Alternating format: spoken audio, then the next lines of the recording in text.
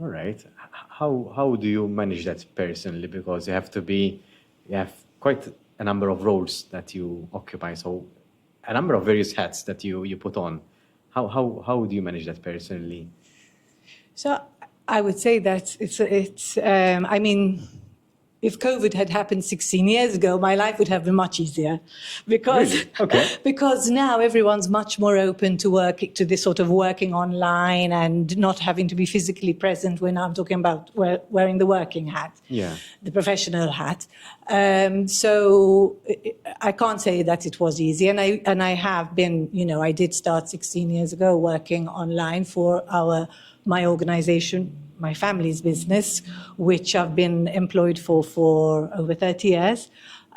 So it would be, a lot of coming and going, some difficult times, not always very easy. But I was determined to make it happen because, I feel that when you have an opportunity, when you meet someone, it's not always going to be, it would have been a shame to let it pass by. So, so that's how my life has been. And it's got a lot of advantages. And as I said, some challenges, but that's how it is. You'd have to ask my children how it really is, I suppose. But from your perspective, how is it from your perspective?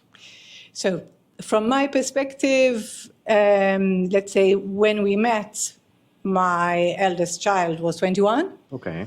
My second daughter was 19, and my youngest child was 13.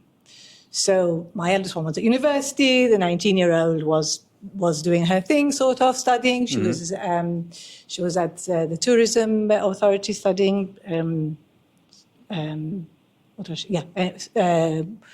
Studying tourism, and my younger one was at school in England. So the way I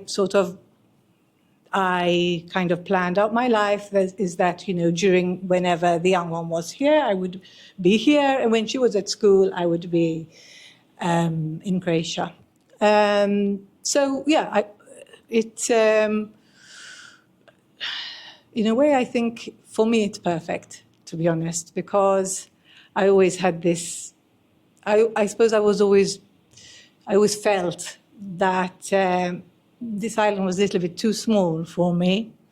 Okay. I have this kind of adventurous spirit, too much energy. So this actually, I suppose you find what works for you. It actually works very well for me. In the meantime, it's given me a lot of new experiences.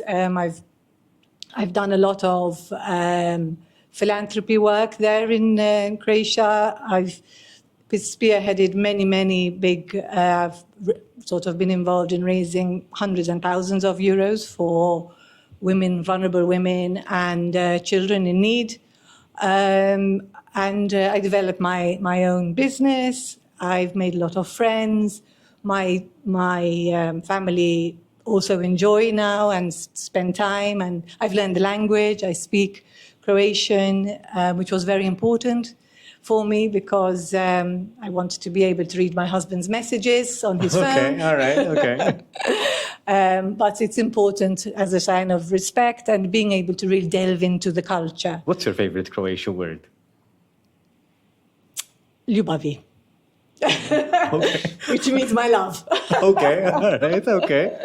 That's the first thing that came to my mind. But it's a difficult language. It's even though it's a Latin based. The grammar is based on Latin, so it's got declinations, etc. Okay. But it's not something that I didn't know one word before going to Croatia. Having said that, I spent a lot of years working in Bulgaria. Okay. Because my company, our family business, are in shipping, and I was sort of overseeing.